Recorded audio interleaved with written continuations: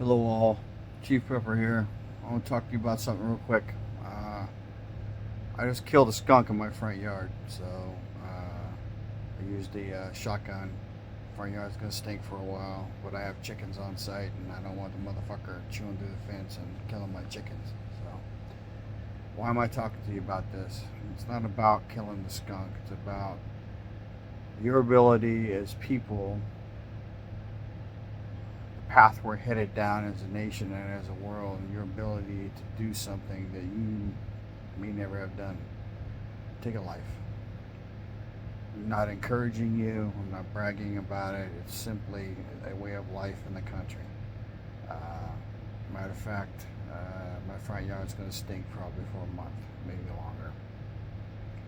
I think I may stink a little bit right now. It did not spray me, but that smell tends to have it lingers, and when it lingers, it gets on you, even if it's not the actual oil. So unfortunately, that means my dogs cannot go in the front yard for the next 2 weeks, maybe a month, month and a half, maybe 2 months. So you need to keep that in mind. You need different guns for different stuff. Uh, Billy at Frontier Preppers did a video on the perfect shit hits the fan gun, or whatever the fuck you want to call it. And he specifically talked about different guns for different stuff. You need guns for critters. In this case, that skunk probably weighed maybe 10 pounds, maybe 15. I don't know. It's decent sized. I actually didn't even know it was in the front yard. I heard we have a mama cat that has two kittens, and I heard her yowling. Uh, so I went out there prepared and walked right past it. And it was like under the coffee table, and I have cat food on the table for her primarily. Something has been getting into it, and I just happened to catch what it is tonight. Uh, so something people really haven't talked about. Every gun you have, every caliber, 9 millimeter typically has a 115 ball, 124, 147 grain. 5.56 can go down to as little as 40 something grains, all the way up to 77 or 78. Uh, 45 ACP is typically in a 230 caliber grain, 230 grain caliber, or 230 grain weight. Shotgun has slugs, double, triple buck, bird shot, that kind of thing. So, you don't necessarily need double, triple out buck to kill a skunk, and that certainly will wound a wild boar, but it probably wouldn't take it down. A slug might. Um, Also, just so you know, it was dark. It's 10 something at night. It's 10:30 right now, so I think I did what I did at around 10:15. The issue is also skunks carry rabies periodically. This skunk was out at night, so it may or may not have been rabid, but either way, I didn't want it in the area. Uh, what else? So, if you live in the country, you need to be able to, you need to be prepared to deal with critters. Petr- I can't think, I can't pronounce her name. Patera from, I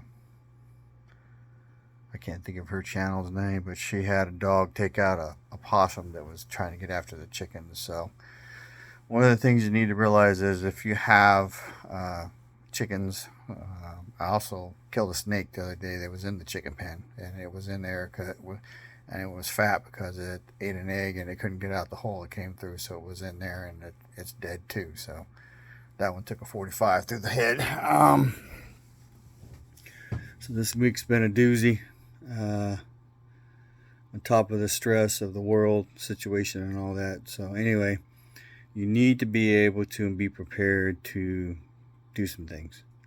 The first thing you're going to learn if you in the city and you haven't been in the country is we got critters out here.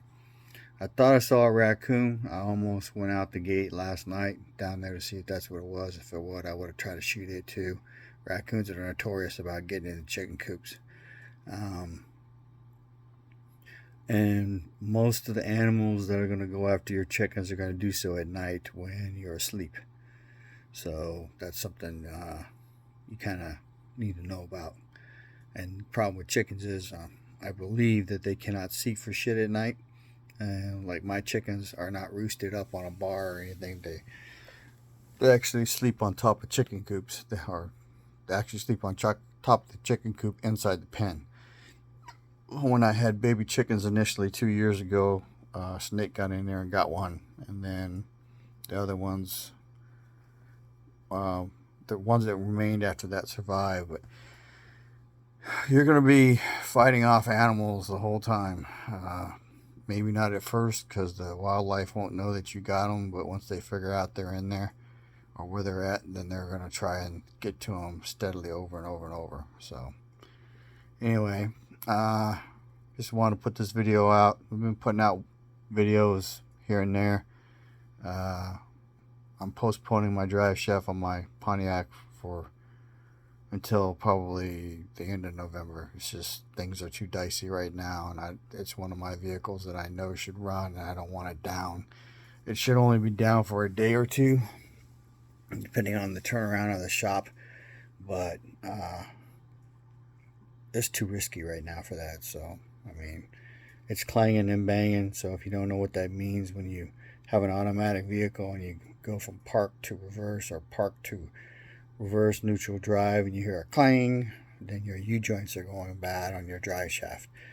And then what happens is, if you're ever driving around somewhere and you see a car parked with its drive shaft drop down on the road, its U-joint gave out completely. So that's what will happen to this car eventually if I don't get the U-joints and drive shaft redone. So anyway,